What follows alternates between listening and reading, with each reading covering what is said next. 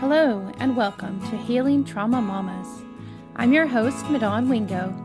Thank you for joining us as we share in our stories and experiences of healing from childhood traumas and birth traumas. Listen as we discuss our struggles, our failures, our strengths and our victories, and all those lessons we've learned along the way. Okay, well, today is the start of our podcast, and I thankfully get to have Alyssa with me. Hey, Alyssa. Hi, Madon. Hey, thanks for joining us today. I mean, really, Healing Trauma Mamas wouldn't be what it is without you, honestly. You had the idea to start the Facebook group, didn't you? I did think about that, and it was something that was on my mind for quite a while, and you really helped me leap into it and make me feel like it was something that could be tangible. Well, I'm real thankful that you did because I don't think I would have thought to do that at all. So kind of to give a little preface here. So we started Healing Trauma Mamas because I was going to be on a podcast called the Happy Home Birth podcast with Caitlin Fusco. And on that podcast, I was talking about trauma. And I had recorded the podcast with her, but it hadn't come out yet. And you and I had talked about the Facebook group and creating one. So we created a Facebook group and we were able to add that in with the podcast so that we could kind of give I guess our goal was a resource, right? Yeah, not so much a research, excuse me. I wanted to bring people together. I wanted people to feel like they weren't alone in the world because there's so much that goes into trauma and everyone's experience is completely their own, but at the same time, we're not alone. And so Right. I wanted to kind of unite us and heal together I in a love sense. I love that idea because I am, like I said, I hadn't thought of that before, but it does give like, so, if you listen to a podcast and you're like, oh, I really resonate with that person, it gives a place to go to find other people that resonated with that person. So when I was on the podcast, I not only talked about my trauma and my experiences, I talked about your trauma as you gave me permission to talk about a brief amount of your trauma on the Yes. podcast. And then people who felt really connected with that, or maybe had a similar experience to yours or mine, or or Allie, who will be on the podcast on a later episode, that they were able to come to a place to kind of gather that we could kind of, encourage each other, listen to each other's stories, and be able to, I guess, be with each other, like you said, bringing people together through the healing process. Yeah. So, kind of, I guess we should probably let people know how we met each other, huh? Because we don't Yeah, even yeah, live like we absolutely. live. Well, at the time, we lived what over 2 hours apart. Yep. So in any other instance, I don't think we would have met. But thank the Lord that we did get to meet through the midwife that I was working with as a student at the time, and you were a client that she already had, and I got to come into your care and get to know a little bit about you. I honestly didn't get to know that much about you before your birth. Honestly, I remember that I asked the midwife a few times, just some information to make sure that I understood what was going on. But I remembered she had came to me and told me that we needed to do things differently, that we were going to try to do a vaginal exam just to see how you would do with your husband, but we Yeah. didn't know how that was going to go. So that was kind of a interesting, because Yeah. then I'm asking all kinds of questions. Well, why is this a quote unquote try? Why is this going to be a difficult Yeah. thing? So I guess that kind of leads into, trauma and the reason that we were having to quote unquote try to do a vaginal exam and why we would do that in midwifery. So I don't know if you want to kind of explain why that was a difficult thing for you, or what type Yeah. of trauma that you Yeah. experienced that I would go I ahead. would love to dive into that one because I don't know. I think one of the biggest things about trauma for me, and you guys will hear me giggle a lot on this or laugh, because that's one of my biggest coping mechanisms is to laugh it off. But um, one of my biggest trigger has always been I don't know how to say it other than just being touched. I do not like being touched in my vagina unless it's like my husband. And I mean, it goes further than that, and I'll excuse me on any language or whatever, but like fingering toys, I cannot handle them. I have super big panic attacks. I skipped out on my first, were supposed to be my first pap smears twice. I just wound up not going and saying, nah, I'm 21. I don't need this. And so my first pap smear came around when I became pregnant with Milo. And that was so traumatizing for me. But that stems from my childhood. I was molested by my father for somewhere around 6 years. And I can't handle that. And I was so grateful to the midwife to see and understand that was a big stressor for me. And the fact that she worked so hard with me on getting around that and Yeah, trying to, and just dodging it altogether during the birth, she having, really did. she did amazing It on that was, for me. I had It never was a seen blessing. anything like it. It was honestly, I mean, it was so, I mean, and I think I said this on the Happy Home Birth podcast when I was on there, but it was so redemptive. It was such an amazing picture of you being able to work through, and I felt like there was some healing and some restoration just in the birth of Milo, for you. And I got to Absolutely. see it on, you know, on my side. I got to see it and it was so Yeah. beautiful. But to see you work through the labor, and us as a midwife, you know, as a student right now, but as you know, the midwife, it's really difficult, especially for first time moms, to not do a vaginal exam during labor, because there are signs that we can kind of gauge of where a woman is at in her labor and how close she is to, you know, delivery or dilation and that sort of thing. And that's a lot of times why we need to check somebody, is to figure out what's going on, and you know where we are at, and different things like that. So it was such a big leap of faith, really, for the midwife to be able to just fully trust that your body was going to do this, and we didn't need to, we for one didn't want to cause any trauma on you, and we knew that if we had to do something like that, it would send your birth backwards, that it would make things so much more Yeah. difficult for you and would create more trauma instead of healing. And I really, like, I mean, and I know, and I remember, like, which I would love to hear your take on it. And if you want to talk about your birth story, I think that'd be amazing. Yeah. But and I'm sure, just to let the audience know that, you know, like, Alyssa, this is not going to be her only time on the podcast. Alyssa and I started Healing Trauma Moments together, and we plan to be multiple times coming back and talking, because I know both of us have such a variety of different experiences that we can share with our listeners, and that, you know, might be able to help them in certain situations. But the big thing I saw with the midwife was the trust that she had to put into your body and into the Lord, really. I mean, I know there were several times where she was just outside the door, just praying, you know, and just being like, okay, I've put this in your hands. This is gotta, I know this is good for her. I know this is the best thing to do, but it's not, it's really, I mean, it's the hardest thing for midwives to do, is sit on their hands, because we want to do I believe something. it. Yeah. I And believe it. I'm sure, it's not I'm our sure show, you're it's both your the same show. thing. But it's just, it's difficult for us. Yeah.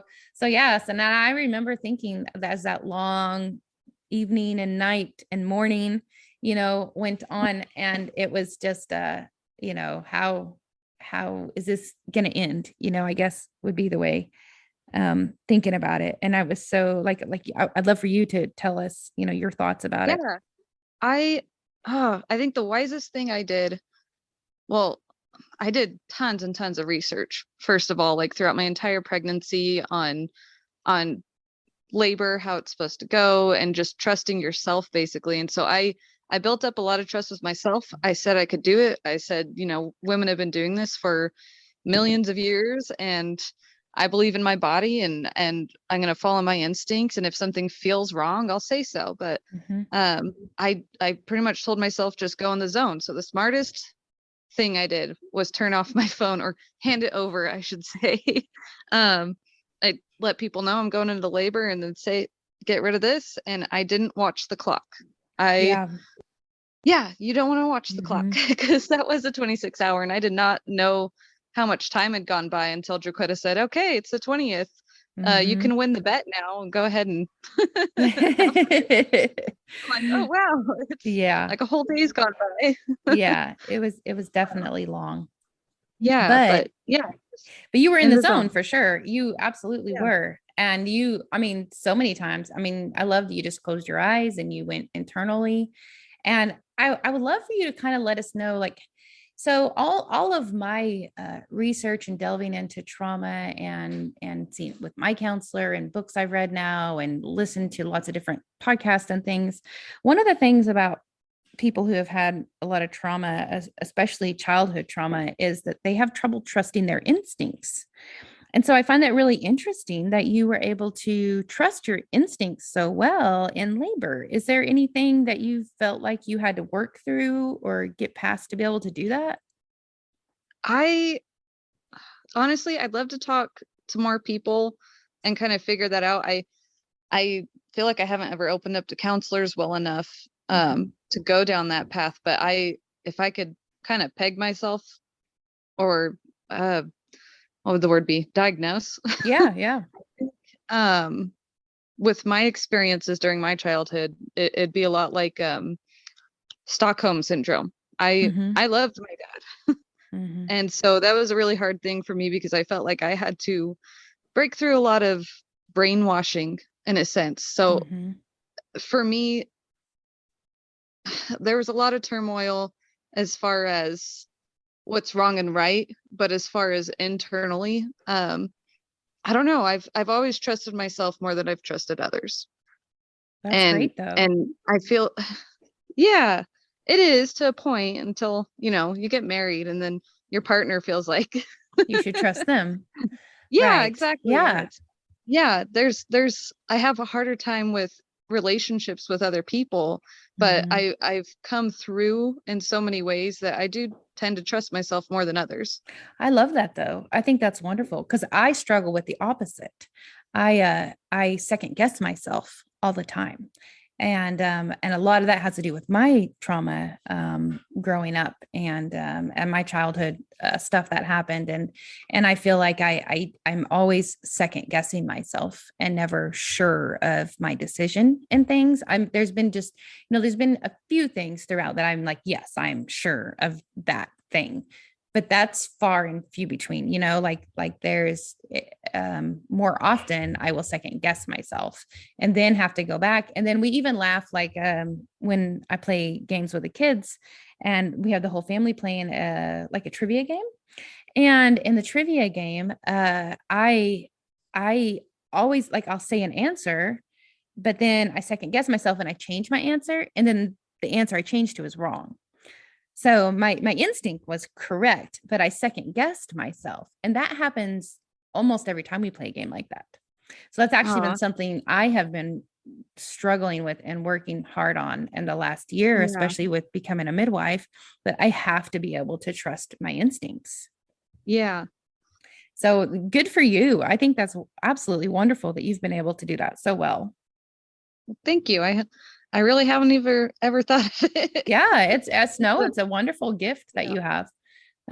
I think that's amazing. So you had Mr. Milo in a beautiful way. We never had to do a vaginal exam. Yes. He basically was born into All I had your to do arms. was yeah. Yeah. Yeah, um, that was amazing, and it was a very, very empowering moment for me. I was living on a high for probably a good 2 months of oh just, yeah, wow, look at what I did. absolutely. I love that. Yeah, all those endorphins too hit you. Oh Yeah, yeah. it was so beautiful and amazing. And I mean, like we like I think the midwife and I were like high-fiving each other when we were leaving your house later that day. Like, wow, we did that. Like and you did Yes. all the work, but for us it was hard because like we said, never doing a vaginal exam, not knowing exactly where you were at in labor and all of that. And to be like, wow, that just happened. That was so inspiring and just, amazing for us to get to witness and be there for, and that you chose her to be your team, and then I came along, and so I'm just so thankful that really I, that I happened. yeah, I think it all worked out the way it was supposed to. Me I was too. so glad that, when she asked if I'd be okay with a student midwife there, I was like, yeah, it sounds fun. Let's do Mhm. it. And yeah, And I'm so so grateful you got to thankful be there. because especially where you've had issues with trusting people, I feel like that you could have easily said no, and you would have had absolute valid reason to say no. So I'm so thankful you didn't, because then look what all has happened since then. I'd really love to kind of talk about, how we mentioned at the beginning of this podcast episode of how we kind of started healing trauma mamas, because I had went on a podcast to talk about trauma. But I would love to talk about kind of how when you and I started the Facebook group, how that actually opened up a big door to your past. Yes. Well, yeah, for sure. The hard thing about starting something like this is that you have to know other people who have been through trauma, and it's something that not a lot of people obviously like to talk about. So Mhm. I just happen to know through Facebook actually that my second cousins um, had also been through trauma. And I reached out to them and told them I was making this group. And they're like, yeah, I'd absolutely love to join. But just so you know, a lot of what has happened to me has to do with our family. And I'm like, okay, well, I'm here and I'm ready to listen. And um, oh my gosh, it was like opening a can of worms, but one that needed opened because I I wound up, after hearing what I did, um, cutting off several family members, either for being um oh, I'm losing words. That's okay. Being the help me out here. uh Well, it's okay to take a moment. It was yeah, a lot at once. I know that you had that happened because you suddenly got a lot of information that you hadn't had before about your family. yeah, And it helped you to make some big decisions that you knew you needed to make. yeah, it did. So, and and Well, well, and from my story, that I had to completely cut off that part of the family because I realized a lot of things that had been happening and could validate the feelings that I had been having for so long of wanting to completely not allow them in my life or allow them to be near my children. And I feel like that's kind of what happened to you, that you realized once you got more information that you hadn't had before, that it kind of opened a big can of worms, and you realized that there were people that you were allowing to still be in your life who you did not want to be there. yes. Yeah. Yeah, going off of your validating of feelings, there is definitely a lot of um kind of unsaid turmoil, and just it really helped me wrap my head around who exactly I needed to cut out of my life. Yeah. My mom being one of the main people, and that was extremely hard for me because I'd always been close to my mom. Um, but this whole thing made me realize that she is part of the problem, whether she had been abused herself as a child or not, or Mhm. seen the abuse and was told to be quiet about it, or didn't know about it and then was told later and chose not to do anything about it. No matter what it was, she was part of the problem, and I didn't want to become part of the problem either. I didn't want to be part of the people gaslighting all of those who had been abused, because that's what winds up happening, is that so many women in my family had been shut up and told that you just got to get over it, my sister Yeah. included. And it made me so angry, and I didn't want to be a part of that. I didn't want to be part of the problem. I want to be part of the solution. And I think this is one of the ways, is just saying goodbye to them and then Yeah. starting this group, obviously. But yeah. Yeah. And you So said it best, is I was apparently part of a cult. That's what it it really, that's what it is. isn't that interesting? Like people don't have a clue. I mean, Yeah. like you don't know you're in a cult when you're in a cult. I mean, I've said this numerous times, and I remember somebody telling me that I had been in a cult, and I was like, I don't know what you're talking about. I wasn't, Yeah. And Yeah. then when you start realizing and you start researching and you start looking at other things, you're like, oh, no, that's pretty much exactly what happened. That's Mhm. that's exactly Yep. what that was. And for you, like this was repetitive, like, generational trauma Yes. and generational, abuse And that had been I still have happening. no idea how far back it goes. Right. Yep. And what's interesting is I've done so much more research and some discussions with my biological brother. He's the only one that I am still in contact with. And there is so much generational stuff with my history too. And I'm like, wow, I don't even know, how far that stuff goes back and what has been brought forward. Now, I do want to say, part of us starting Healing Trauma Mamas was because we wanted things to be different. For one, we're breaking those generational curses and those generational, abuses that have continued. And both of us said, nope, stopping with Yep. us, not happening, so our children are not going to have those things. Not on our watch, at least, right? Yeah. Exactly. Yeah, I can't guarantee what their life's going to hold, but I can guarantee that I will do the best of my possible, ability as a mom to protect them in all manners that I can. I'm so thankful that you came to that conclusion while Milo was so little, because, Yep. I think you've heard me talk about, mine were so much older and they dealt with that. Uh, Thankfully, as far as I'm aware, Lord willing, there was nothing that happened with any of my children, but I did still allow those people to be in their lives somewhat.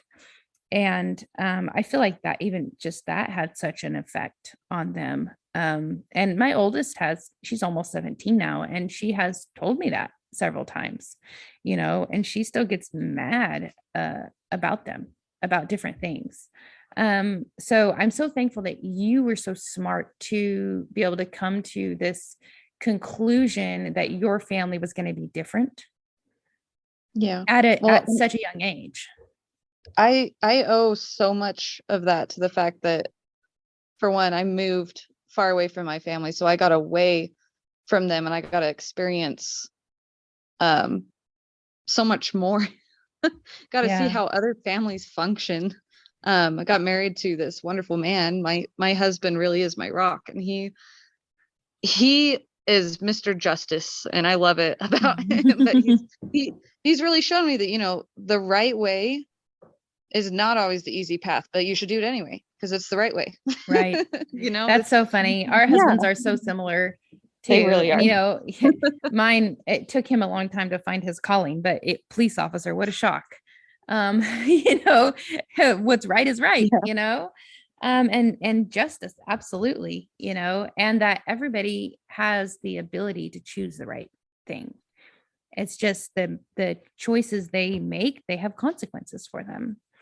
And I feel like that too, like talking about trauma, like I used to feel guilty for even thinking or trying to push away those quote unquote family members, right? The biological yeah, people. And I remember feeling guilty for that, but that wasn't that I shouldn't have felt guilty for that. That wasn't a consequence of my decisions. That was a consequence of their decisions.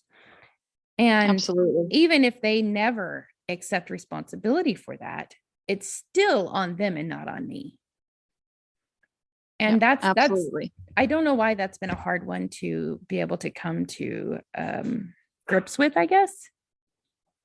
For some Yeah, reason, that one's been a little difficult. I don't know why, but I am really just I feel like this whole past year for me and maybe last year and a half, but I know the last year for sure it's been about, well, I guess I want to say more like 14 months, right? Has been so eye-opening I guess, to so many things. I know for you too, it's been so eye-opening just when we Yeah. were leading up to and the podcast coming out, which was coming up in June, it would be a year. And not just eye-opening, but through this process of understanding and discovering and having to remember different things, and then being able to be like, okay, I can work through this, we can heal from this, and we can be, stronger on the other side. Hello, Healing Trauma Mamas listeners. I wanted to pause the podcast just for a moment to let you know about the platform that I've been using to create this podcast, Anchor by Spotify. Anchor has been so easy for me to use. As you all know, I've said many times that I'm a very unlikely podcast host. In fact, I never thought I'd be on a podcast, let alone hosting one myself. But when my daughter showed me Anchor last spring, I realized how easy it was for me to be able to create content and upload it to many different platforms using Anchor. I'm so thankful I got started, and I'm extremely thankful it's completely free. So I think that every single person has something valuable to share with the world. You listening right now have something valuable to share. And all you have to do is download the Anchor app and start your own podcast today. Let me know when you do, and I look forward to listening to it. Okay, back to the podcast.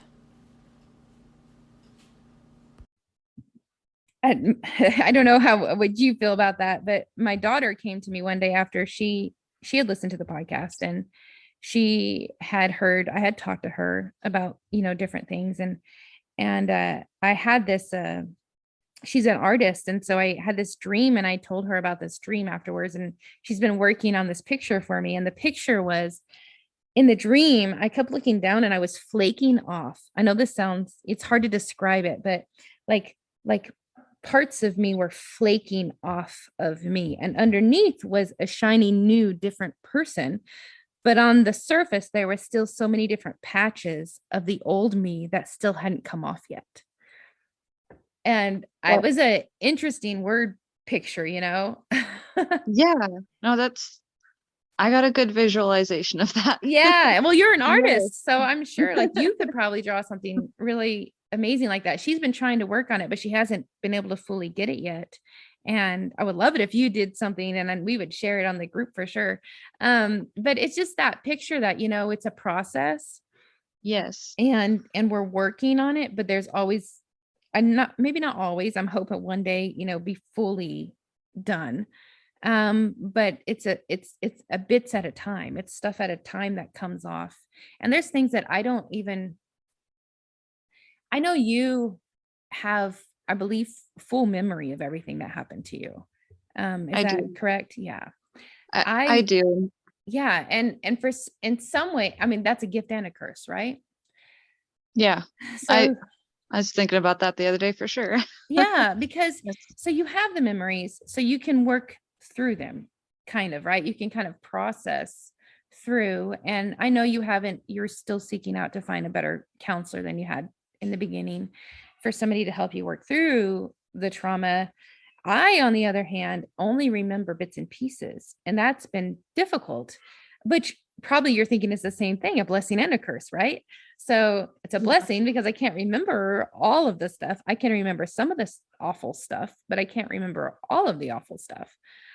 So, and that's a blessing in a way, because my brain isn't trying to categorize or trying to deal with some of the stuff I haven't been able to remember yet. But it's a curse because I wish I could remember some of it just so I could work on getting over it. Yeah. So That's yeah, definitely understandable. it's interesting, isn't it? It is. It's super interesting. And I wish I knew. I wish I knew why my mind didn't block it all out. And that kind of goes back to one of the reasons why I think maybe I had a little bit of a Stockholm syndrome, because Mhm. that's the only thing that would make sense to me. You want to Because explain anyone a else little I've more ever uh, about what Stockholm syndrome is? yeah, Stockholm syndrome, and I wish I had a definition up in front of me so I don't botch it, but it's basically where you care about and you empathize with your captor or your abuser, basically. Mhm.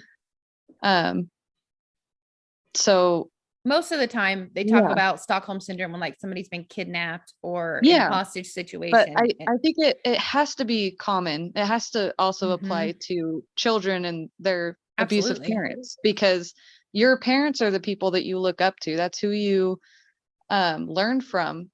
And for me, it was like my dad was very two-faced. During the Yeah. day, he was the kindest, coolest person that everybody adored, everybody loved around him. And so it's like you can't help but, also want that. But then there was night, and he was a completely different person.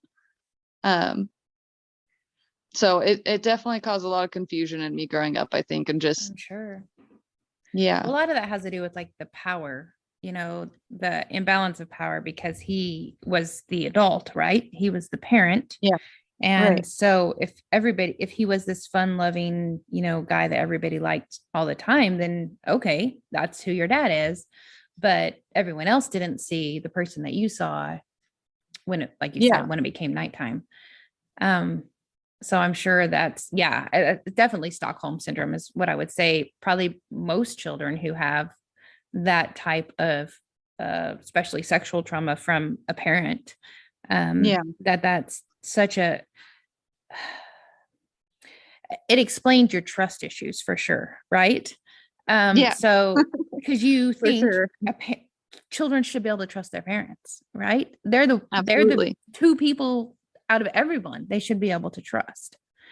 And when that trust gets broken and violated, then that leaves you extremely confused and unable to fully trust anyone else, I would say.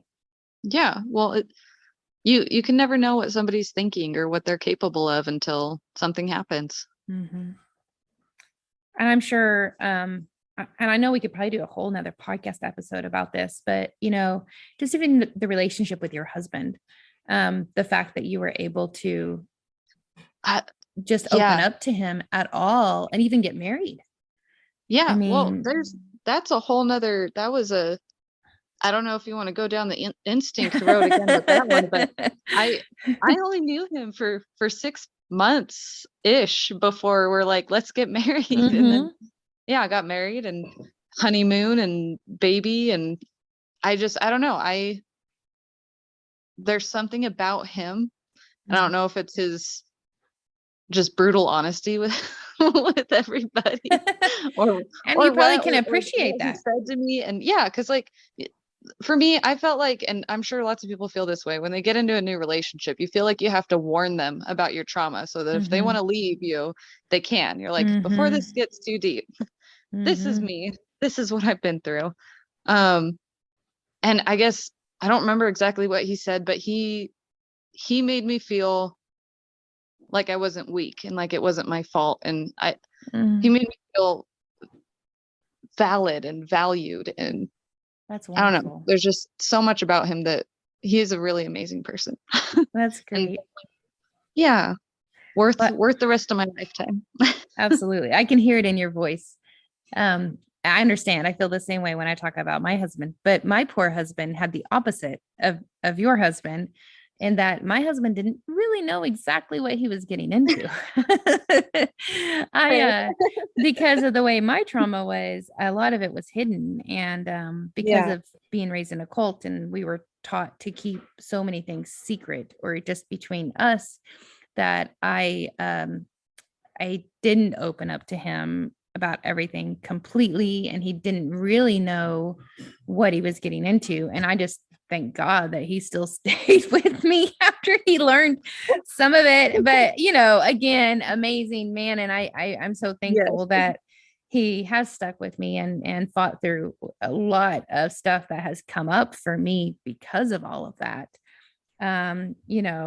He's the same as your husband, that just he's my rock too. Like it just, I'm so thankful for him because he's kept me, kept the foundation, Yeah. so that I'm not wobbly at all. I know, exactly where I stand, with him, and that he will always be standing by me. And that makes such a difference. And I know you feel the same way about Paul. So Oh yeah. Yeah. So And that's, yeah, it go could be ahead. difficult on them because we're I you're anything know. like me, you get a little harebrained or crazy some days, and it's like, what have I gotten myself into? You just imagine what he's thinking, but So true. Oh, but yes, yeah, they're strong guys. they are. Absolutely. Yeah. One day they might get to meet each other. Someday, yeah. Oh, yeah. Someday that would be really neat. But yeah, Yeah. and I'm so thankful for them that they are able to work through these things. And I don't know, like my husband, I know even, he's just been a police officer for the last 6 years or so. So he's got some training now, but he didn't have training before on working with people with trauma. And I don't think Paul had any training of working with people with trauma, but yet A- they have. Actually, Did he? I'd love kind to of. hear. He's got some interesting history behind him because he's got let's see, four younger siblings, one older brother, and they're all very spread apart in age. Like his youngest, so he's about to be 30, and his youngest sibling's about to be 16. Mhm. But yeah, he's experienced a lot in his lifetime as far as his own family having some mental issues, and um, both of his parents are nurses, and so he's gotten to hear stories. He's been oh, I cannot remember all the things this man has done in his life here, but he's certified in so many different random things. Um, Wow, I didn't know that. That's awesome. yeah, yeah, like I don't know. He's a people person. He may not say he's a people person, but he is. He knows a lot that I'm still learning. Well, that's Yeah. great. And see, I feel like my husband did too, but I don't know where it came from. I don't know if it's because um if I wonder if he'll ever come on the podcast with me. He might at some point. He's been very encouraging and very supportive of healing trauma mamas and starting the group and starting the podcast. So he might at some point come on. That'd be neat to have the husbands on. That would But be a fun one. Yeah. yeah, because my husband has actually had a ton of trauma through his childhood, Yeah. but his brain is different and he's different in how he responded to it. And Yeah. not like me at all. And he like has such a smart brain, like he just learned from all of that. And I really feel like that's partly what helped him with me and how he was such a great help to me, because he was able to learn. He's never gone to counseling, he's never done anything like that. He's just a really smart man, honestly, is all I can say. And he just learned from all these and what he would say if he gave you his testimony or talked about it is just that, he saw all these examples of how not to be, you know, Yeah. and how Yeah. not to treat people and how not to parent, and how not to be towards your children and how not to treat other people, just all different, Yeah. so many different things. I think that's a great way to learn because if Yeah, you can learn that way without having to experience it and just, well, if you're a person who can learn by watching instead of by experiencing, then yes. then you're doing pretty well. Yeah, I think that it really helped him to be able to just, he's a very logical person, so he could just Yeah. logically, tell me, well, yeah, I could see that from this and this happening. And sometimes he could tell me what's going on with me that I don't even know what's going on. so Yeah. very thankful. Yeah.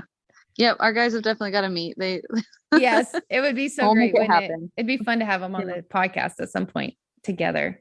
Well, I know Absolutely. we didn't get too much into, in depth about traumas today. Just kind of wanted to give a little brief, hi, this is Alyssa and Madon, and Yeah. we're the two faces of healing trauma mamas. And we both have a lot of different experiences that hopefully we can share with everyone on this Yes. podcast. And Dive deeper in. exactly. Yeah. And then be able to learn. And we're looking forward to, we've got quite a few different people lined up to be able to interview. And hopefully, we can just provide a space for people to share their stories and that others can listen to and be able to learn and grow and really, like we said, heal from their trauma. So that's our goal. Is there anything you'd like to add, Alyssa, to share? Um, well, not that I could think of on the spot, but I Okay. definitely would like to be able to dive in deeper and not beat around the bush so Absolutely. much about things because, part of this is being able to let it out. Yes, So, absolutely. yeah, So we if will, anyone feels confused about any of what we've said, please ask questions and we can answer those and maybe bring them up in the next podcast a little more in depth. sure. Well, we'll be Yeah. planning on, for one, we'll be discussing, thankfully you avoided birth trauma. But we can discuss that in depth. Yeah, you really did. And you set yourself up for success for future pregnancies, honestly. But I would love for us to in the future go over a little bit more about, birth trauma and how that could come out in labor. And I'd love to talk about more about your history and about your sexual trauma as a child.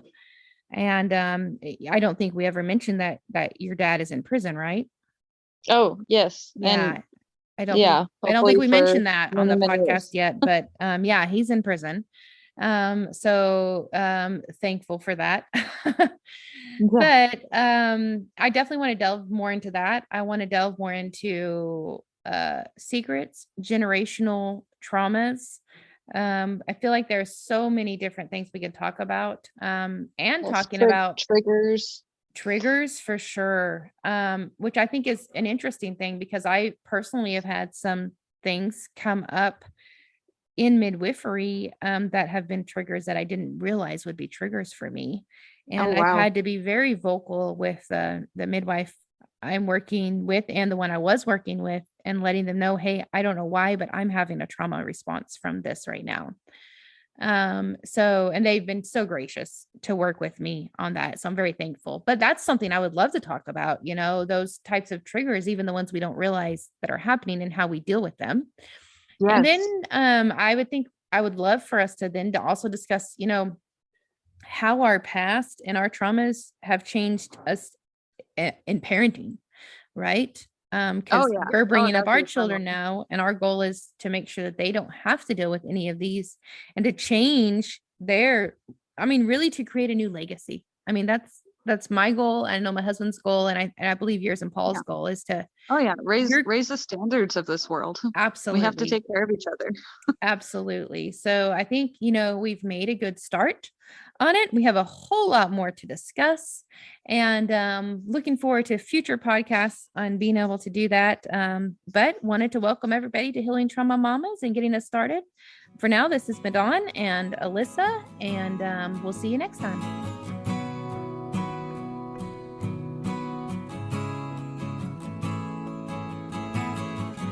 Thank you for listening. May you be encouraged and strengthened by what you've heard today. Remember, you are dearly loved by your Creator, so be who He created you to be. May you go in peace, friends. Till next time, Shalom.